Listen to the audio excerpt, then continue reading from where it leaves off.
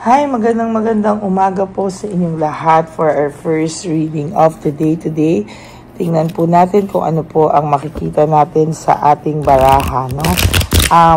Kagigising ko lang po talaga pong ginawa ko po talaga agad pagkagising ko. I just prayed, thank you Lord that you wake me up for today. And ito po, no, tayo po ay magbabalasa na ulit. Kahapon po, sabay-sabay ko na po nilabas yung second, third, and fourth reading para po surprise sa inyong lahat na sabay-sabay po ang inyong panonood. So, I really hope na napanood nyo siya kasi minsan po, kapag ganon, hindi po napapanood, ano? Pero I hope this time ay napanood nyo na po talaga ang ating first, second, third, and fourth reading, no? So, ngayon po ay tayo ay yan. Okay. Tingnan na po natin, ano? Tayo po ay magbabalasa muna ulit.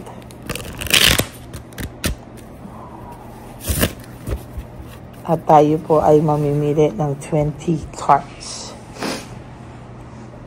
Okay. 1, 2, 3, 4, 5, 6, 7,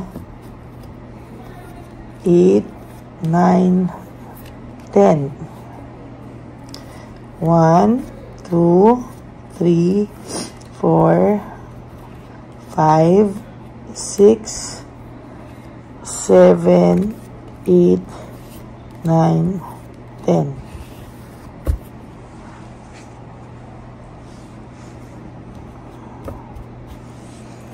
Okay.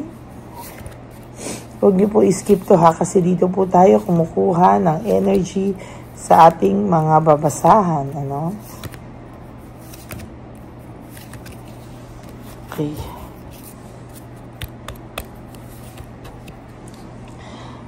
For your first card, this is all about pride, no? Maraming utang, no? Pride, maraming utang, selfishness, unfair, injustice. Ang dami niya pong saloobin ngayon, no? Na hindi niya po maayos because of too much pride, no? Hindi po yan talaga maaayos until such time na ikaw po, na siya po ay ibaba niya po ang kanyang pride, no? Sa totoo lang ay hindi niya po alam yan kung ano ang kanyang gagawin, pero sa nakikita ko po ay talagang hindi niya po talaga aayusin ang kanyang mga nagawa sa'yo until hindi niya po maibaba ang pride niya. Because sa totoo lang po, siya po ay talagang dumadanas ngayon ng matinding bigat ng loob, no? Kasi pag hanggang hindi po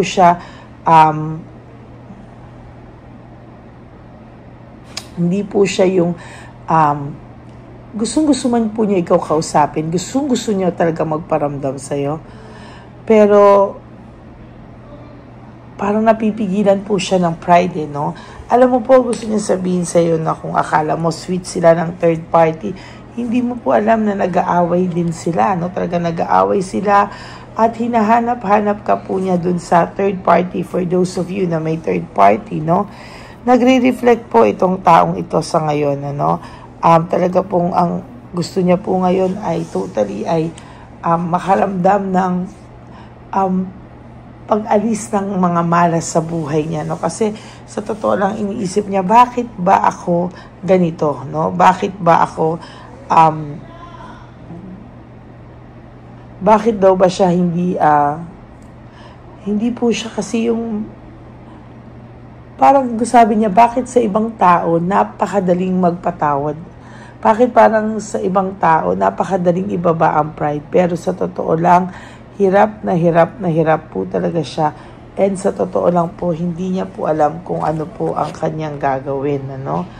Marami po siyang failure at kahinaan, ano? Pero isa lang po sa strength niya ay yung kanyang pride, no? Pero sa totoo lang po, napakahaba po talaga ng panahon na nag-iisip to para sana matanggal ang kanyang pride. Pero hindi po niya magawa sa ngayon na tanggalin po talaga ang kanyang pride, no? For those of you po talaga na ganyan, ano, talagang hindi niya po alam kung ano po yung kanyang gagawin, ano. Sa totoo lang po ay hirap na hirap din po itong person na ito sa ngayon. Why? Because ang taong ito po ay nakakaramdam ng matinding failure, no? Hindi niya po alam, pero sa totoo lang po, matindi po yung failure na nararanasan niya, no? There is this insecurity, hardship, poverty, loss of money, no? Marami po siyang and lack of resources. Talaga pong hirap na hirap po itong taong ito ngayon. Binabalanse niya lang po yung buhay niya. As a matter of fact, yung pagbabalanse niya po sa buhay niya is technically medyo mabigat, no? Bakit? Bakit siya nabibigatan sa buhay niya? Kasi itong tao pong ito sa ngayon ay nakakaramdam po ng failure, no? May failure po siya talaga. Oh, ayan po, the Tower. Ang the Tower ang pinakamala sa tarot card reading, at sa nakikita ko po talaga ay hindi po ito basta-basta, no? Nahihirapan po siya, and sa nakikita ko po talaga ay meron siyang mga sacrifices na pwedeng gawin, ano, para mawala ito, no? Kailangan niya first, kailangan niya mag-sacrifice, kailangan niya po ibaba ang kanyang pride and ego. At isa pa po sa nakikita ko dito ay meron po akong nararamdamang pagkabagabag sa kanya, no? Hindi man po niya yan masabi sa iyo, pero marami po siyang superficial na kaligayahan lamang. Hindi po totoo yung mga happiness niya. Sorry po, nahurog. Hindi po totoo yung mga happiness niya. Hindi po totoo, mga panay superficial lang po ang nakikita ko dito, no? So, para po sa inyong lahat, ang tao pong ito talaga ay ang daming unfulfilled hopes, disappointment, yan.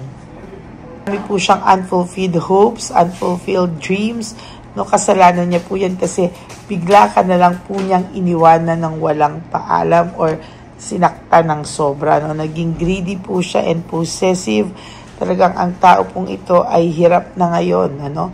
Because binabalikan na po siya ng tadhana. Na-stuck po siya sa mga ginawa niya pong kalokohan, ano? Marami po siyang mga hindi katanggap-tanggap na nangyayari sa buhay niya ngayon. And sa nakikita ko po ay talagang frustrated po siya. Sa totoo lang, nagiging defensive na lang po ang taong ito, no? May frustration po siyang nakikita, nararamdaman, disaster, at yan po ay mangyayari pa sa kanya sa mga susunod na panahon, ano? Hanggang hindi po bumabalik sa iyo ang taong ito at nagsosorry man lang, hindi po siya gagaan, no? Hindi po talaga siya gagaan. There is this bias and false accusation. Ang dami niya po kasing dishonest na nga siya sa'yo. Ikaw pa po yung ginanyan niya, no? Sa totoo lang. Totoo lang po, hanggang hindi nagsasorry sa'yo ang taong to, hindi gagaan talaga ang pakiramdam nito, no? Palagi po siyang makakaramdam ng bigat, ng loob, ng karma.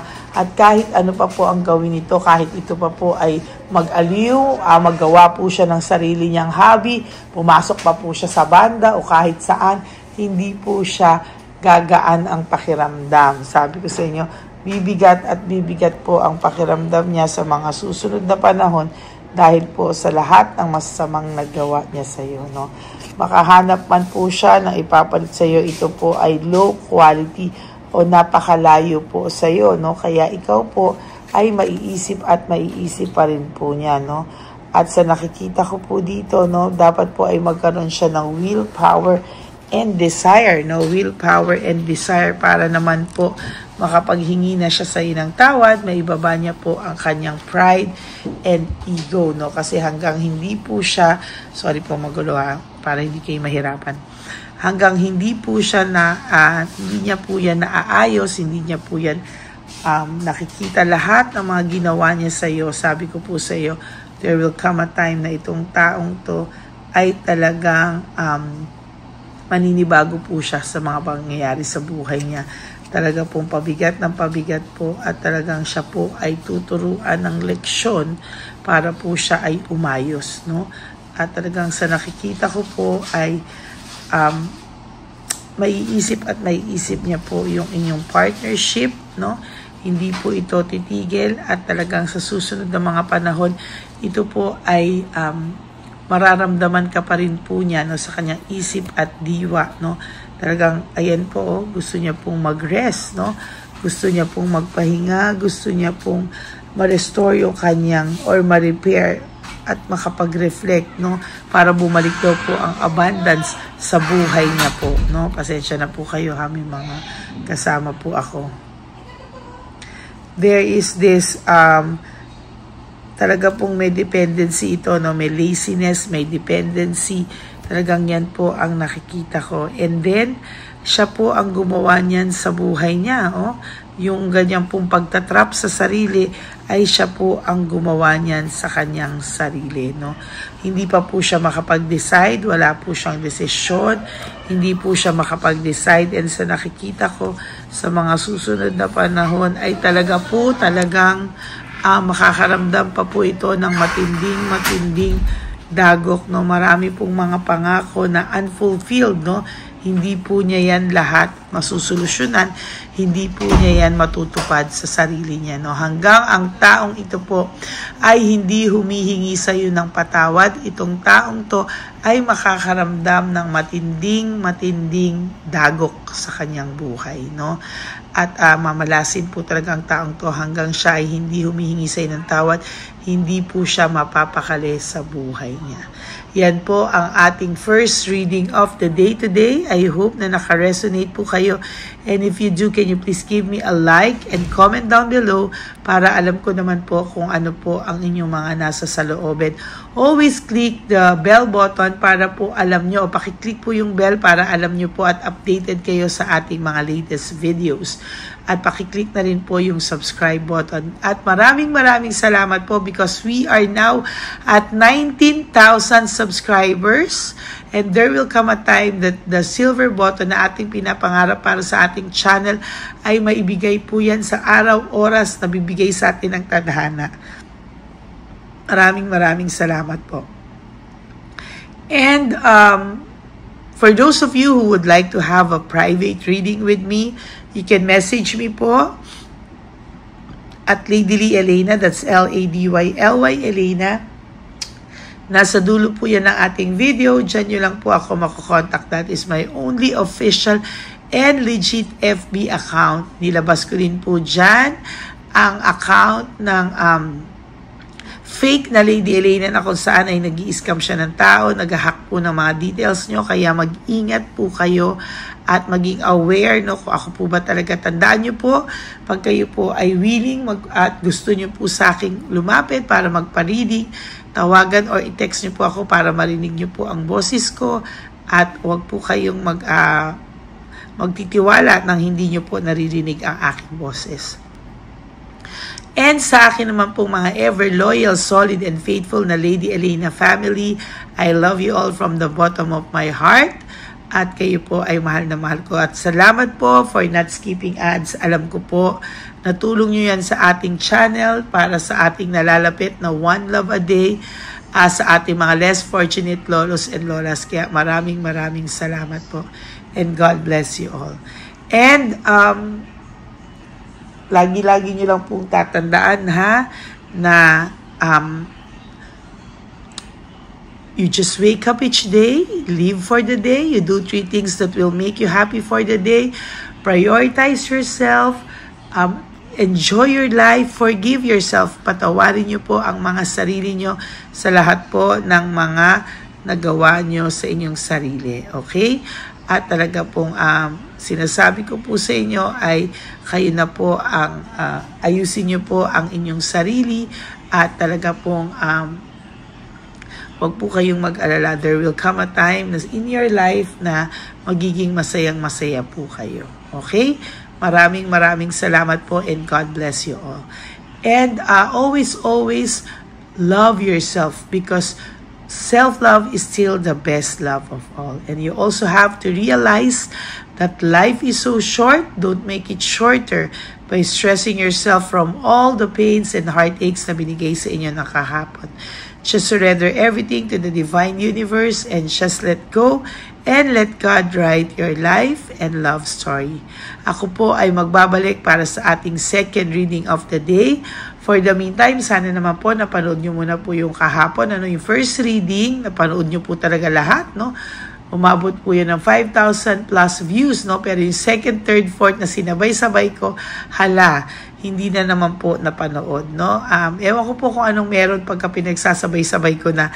Hindi po ba yung maganda na pagka nilabas ko na isang buo, ay manonood kayo ng TV o ng YouTube nyo na sunod-sunod po, o baka kayo ay na-overwhelm kung sunod-sunod, no?